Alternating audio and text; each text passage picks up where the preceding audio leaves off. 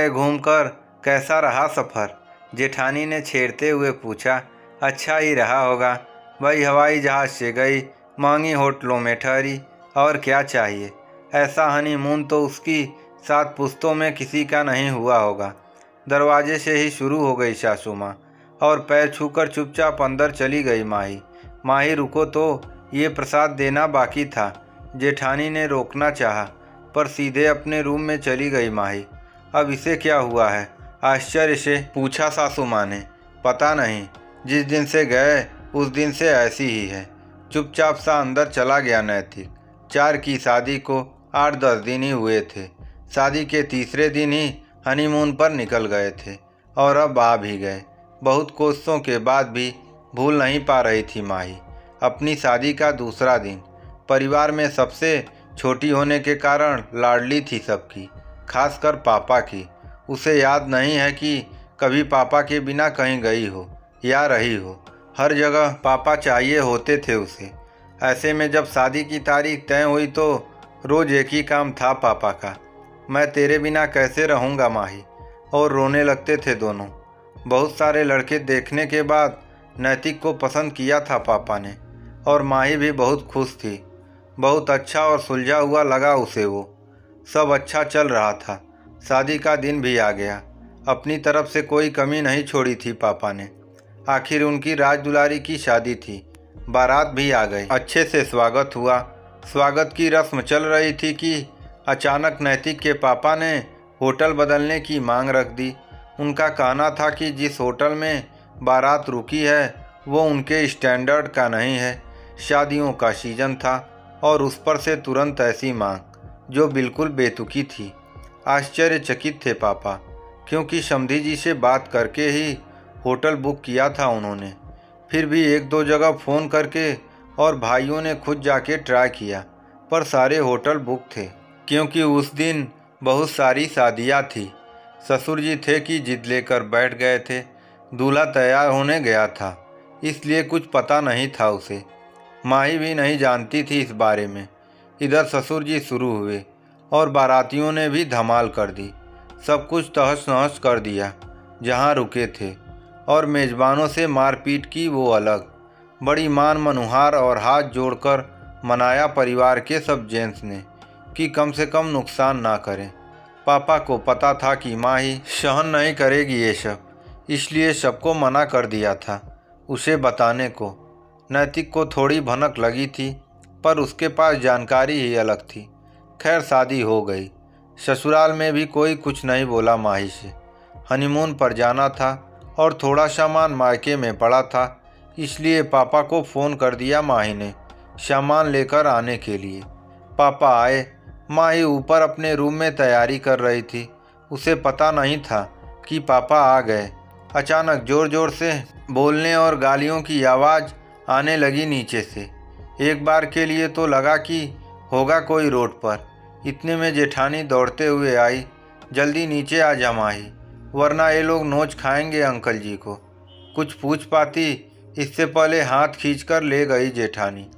नीचे जाकर देखती है तो पापा हाथ जोड़कर बैठे हैं ससुर जी के पैरों में, और सासू माँ व जेठ लगातार गालियों और लानतों की बौछार किए जा रहे हैं। क्या हो रहा है ये सब?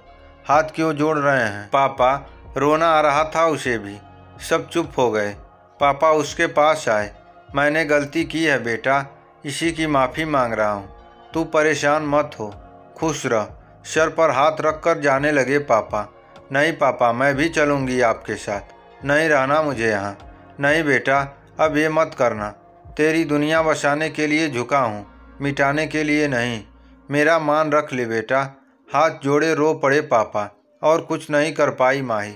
जरूर अच्छी दामाद होने का फर्ज निभाया नैतिक ने, और हाथ पकड़कर जताया उन्हें कि वो उनकी बेटी के साथ है।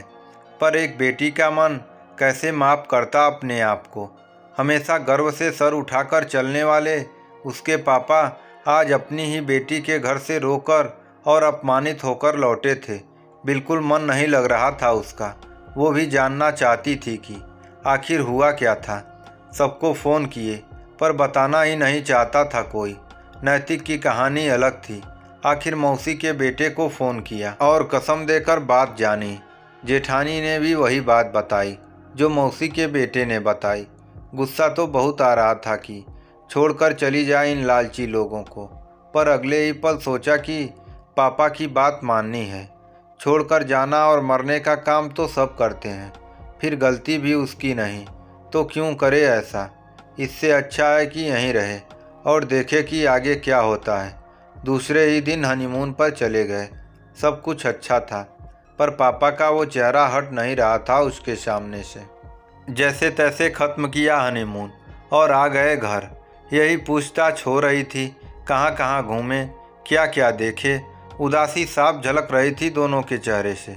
ठीक से किसी बात का जवाब भी नहीं दे रहे थे दोनों। इस पर गुस्सा आ गया पापा जी को। ऐसी क्या उदासी कि 10 दिन तक न उतरे। इतना खर्चा करके भेजा था तुम दोनों को घूमने और वैसा ही मुंह लेकर वापस आए। डांटते हुए बोले ससुर जी। हाँ नहीं बहू, तूने तो मेरे बेटे को भी उदास कर दिया। और कितना खर्च करके तुझे खुश करने को। पता भी है हवाई जहाज़ की टिकट कितने की आती है और अच्छे होटल में रहने की क्या कीमत है। सासू माँ ने ताना मारा। आपने चाहे जितने भी पैसे खर्च किए हों इस हनीमून के लिए, कीमत तो मैंने और मेरे पापा ने ही चुकाई है। मेरे पापा का आत्मसम्मान और मेरी खुशी दोनों छीन लिए हैं आपकी उस फालतू डिमांड ने। मुझे पता होता तो तभी बारात लौटा देती। बस 4 दिन लोग मेरे बारे में बात करते, कम से कम मेरे पापा का सम्मान तो बचा रहता। माही ने जवाब दिया। हिम्मत तो देखो, कल की आई हुई हमसे जबान लड़ा रही है। अरे हम चाहें तो अभी निकाल सकते हैं तुझे यहाँ से, जेठ जी ने कहा। ये गलती ना ही करे तो अच्छा है, ना घर के रहेंगे ना घाट के। रही बात हिम्मत की तो सच्ची हूँ, इसलिए हिम्मती भी हूँ। मैं यहाँ से कहीं नहीं जाऊँगी, पर हाँ वो दिन भी नहीं भूलूंगी कभी जब मेरे पिता का अपमान हुआ था यहाँ पर। वो आप लोगों की गलती से, कहकर अंदर चली गई माही और स्तब्ध थे सभी उसकी हिम्मत देखकर। पापा नहीं रहे और नैतिक भी ढल गए उसके सांचे में। कहते हैं ना कि झूठ का कोई ईमान नहीं होता। अब भी बार बार कोशिश करते हैं झूठ के भेड़िए उसे डराने और काट खाने को, पर घायल शेरनी की तरह उसके सच और संस्कारों की हुकार ही काफ़ी है उन्हें अपनी जगह खाने के लिए। आपको ये कहानी कैसी लगी कमेंट बॉक्स में ज़रूर कमेंट करें।